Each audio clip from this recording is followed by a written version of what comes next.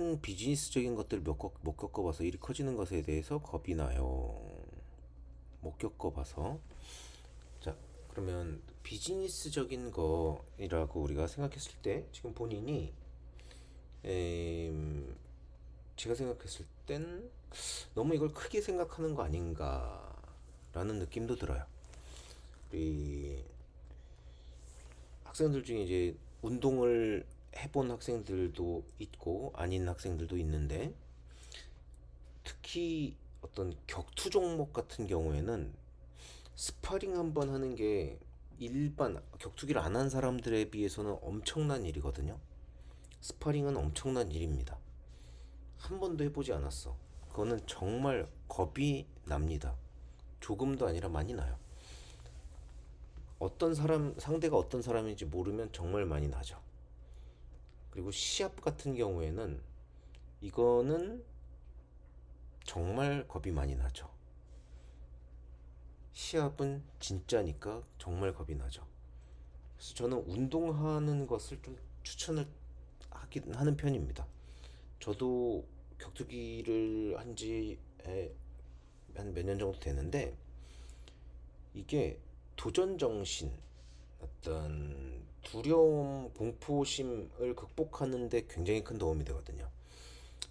그리고 어떤 나에게 뭔가 명령을 내리는, 내 몸을 쓰는 거에 명령을 내리는 게 음악과 일치하는 부분이 굉장히 많습니다. 그래서 서로 도움이 돼요.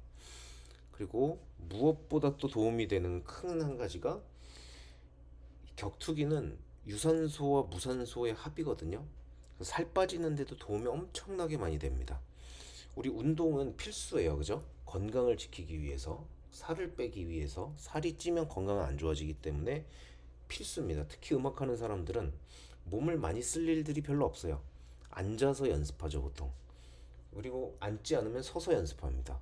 움직이면서 하는 경우는 없어요. 그리고 연습만이 살 길이라던 표어 때문에 우리는 거의 하루 종일 앉아 있습니다. 그죠? 아니면 서 있거나.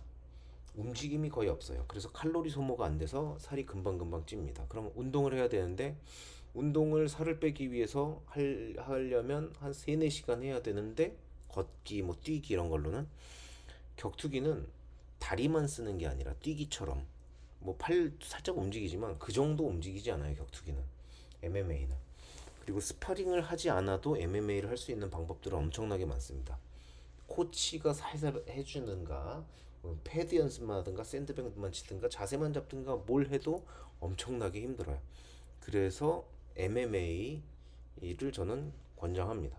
복싱도 격투기지만 다리를 거의 발차기를 안 하기 때문에 뱃살이 좀 잘 안 빠져요.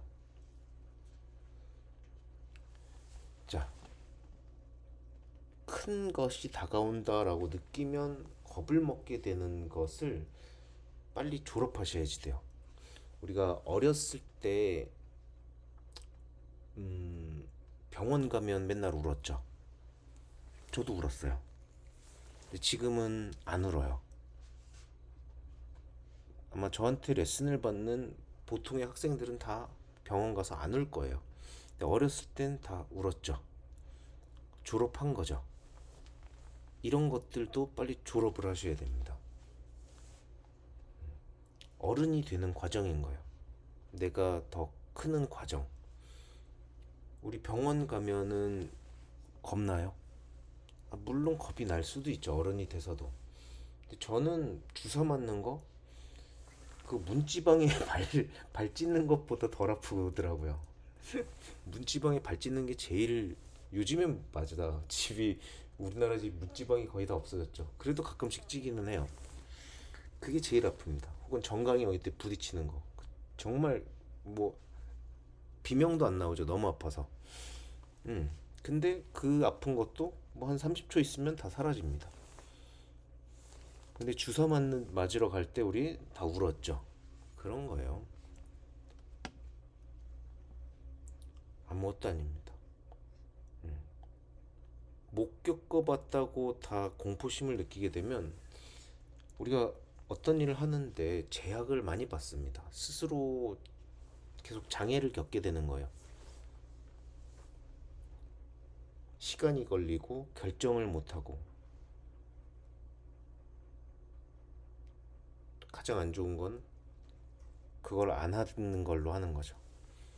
제가 이런 얘기를 이렇게 많이 하는 이유는 본인이 이게 별거 아니었으면 이렇게 안 썼을 것 같아요. 근데 몇 번에 걸쳐서 이 얘기를 계속 했어요. 그래서 저도 이것에 대한 도움을 충분히 줘야겠구나. 나도 어렸을 때 이러이러한 것들이 두려워서 안 한 것들이 많이 있거든요.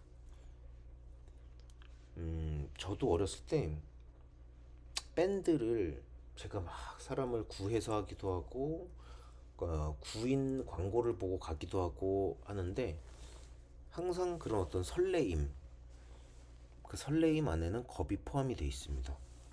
있어요. 누굴 만날지 모르기 때문에. 근데 지금 생각해 보면 모르는 사람이랑 MMA 격투기 시합도 하는데 이게 뭐가 겁이 나? 그런 생각이 들거든요. 근데 어렸을 땐 겁이 났어. 경험이 많이 없으니까. 그리고 나를 보호하는 장치가 없으면 없을수록 겁이 나죠. 근데 요즘엔 보호하는 장치가 없지가 않아요. 계약서라는 것도 있고 뭐 이런 콜라보 같은 경우에는 계약서를 안 쓰는 경우가 뭐 대부분이죠. 이거는 뭐 금전적인 게 막 크게 오고 가고 이런 게 아니기 때문에 자, 여담이었고 다시 그런 것도 있고 뭔가 우리 기획사 같은 경우에도 저도 겁이 났었어요. 무엇보다 두려운 것은 거절에 대한 두려움이었어요.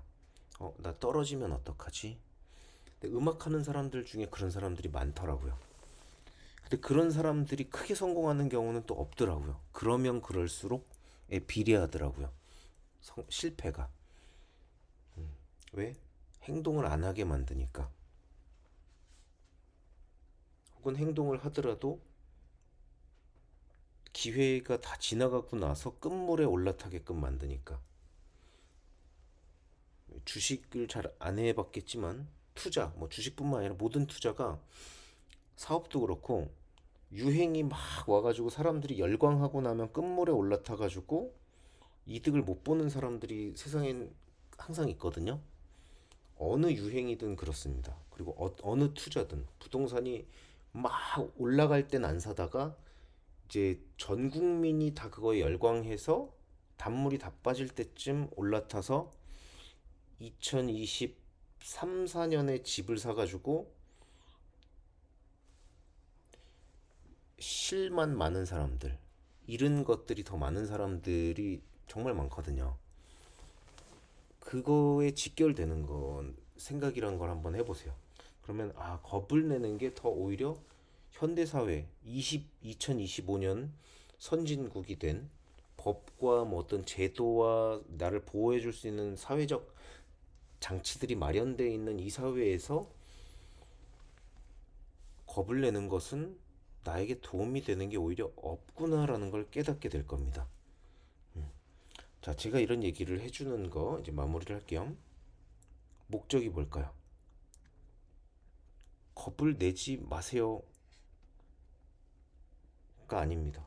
겁을 내셔도 되는데 그런 점을 생각을 해보셔라. 그리고 내는 게 오히려 도움이 안 된다는 걸 이성적으로 계속 느끼시고 생각하시고 그리고 개선이 되시면 좋겠다.